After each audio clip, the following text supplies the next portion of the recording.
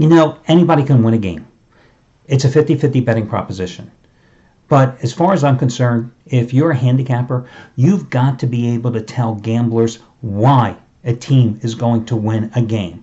It's more than just luck involved. If you got my Raise the Bar 20 dime play last night on Texas Tech, and you read my analysis and my breakdown going into that game, well, you know damn right well I was right on the money, spot on, telling you why Texas Tech would win that game from an offensive standpoint, telling you how bad Michigan was offensively all year, and you saw their warts on national TV last night, and the Red Raiders won with ease. Now listen, I've got another Raise the Bar 20 dime play tonight, and it's on the game between North Carolina and Auburn, but that's the only game among the four tonight that I love.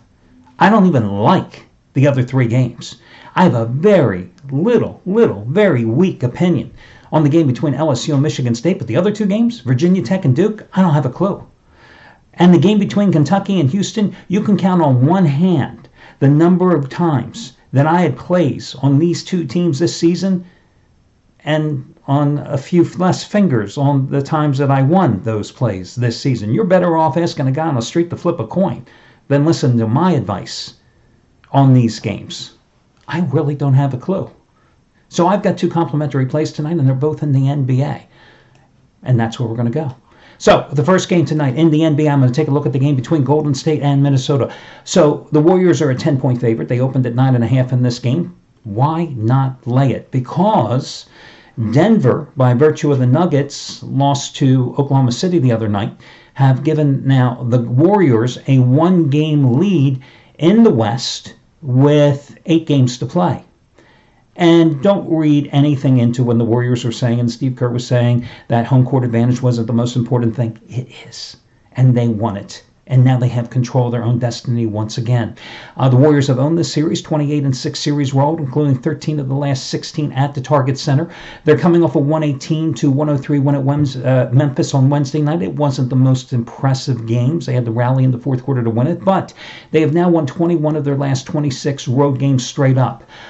Just 10 days ago, they won 117-107 at Minneapolis, March 19th to be exact. And listen, it wasn't an overly impressive performance, but it was the second of back-to-back road games, and considering the night prior they had lost at San Antonio, and considering they were playing their third road game in a 4-day stretch, not too bad. They looked sluggish early in that game. They trailed 22-9 early, but then Steph Curry scored 22 of his 26 points in the third quarter. Klay Thompson had 28.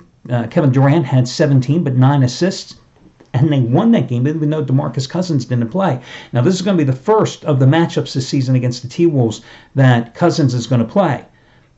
That's going to help, because the way Karl Anthony Towns has been playing this season, that'll be damn good to have a big body on him. In that last meeting, Warriors exhibited tremendous ball movement, 39 assists on their 44 made field goals, and they were deadly from outside, 19 of 42 on three-pointers. Remember, the T-Wolves are a depleted squad. They shut down Jeff Teague. They shut down Derrick Rose. They shut down Robert Covington. They shut down Luol Deng. And tonight, Taj Gibson, who's missed the last 3 games because of I think it's a hamstring pull, or a thigh bruise, he is doubtful, and he's averaging like 11 points a game.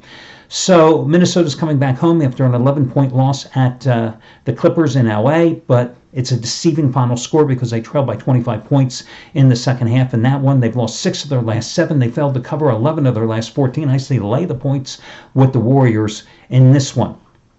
Your other game is Utah.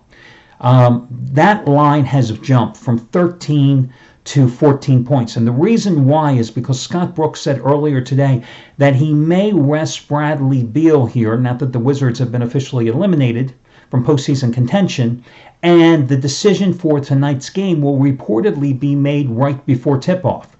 So the line has gone up 1 point.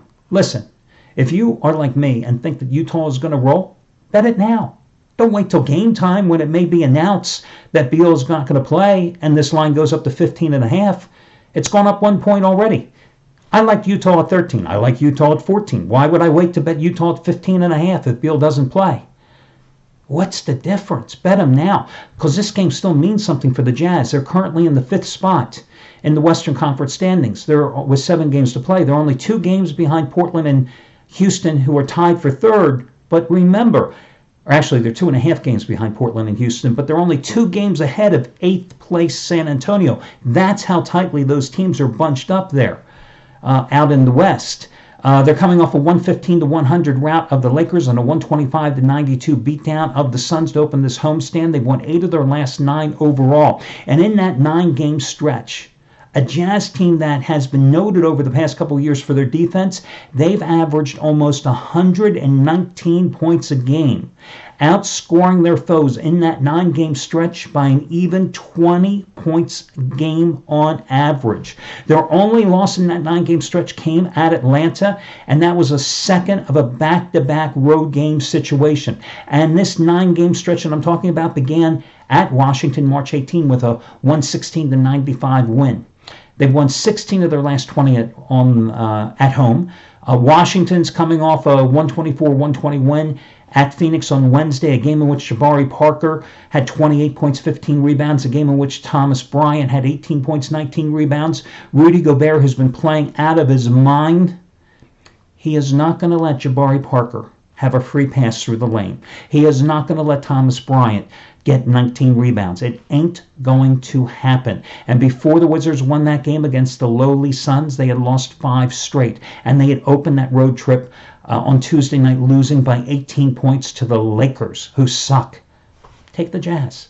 Take the Warriors. Lay the points with both. That's the way I'd go. The only other game I like tonight, FYI, in the tournament, I lean a little toward LSU because they have the guard play to take out Michigan State.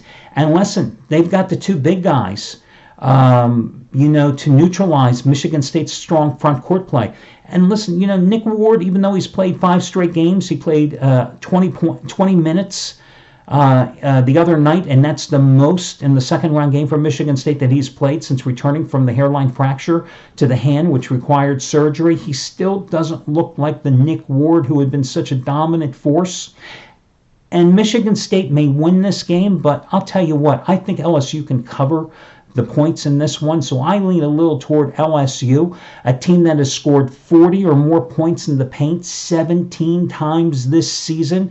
And again, Nick Ward still doesn't look like the Nick Ward that he was before the hand injury. And big deal, Michigan State beat Bradley and Minnesota. Not that impressive.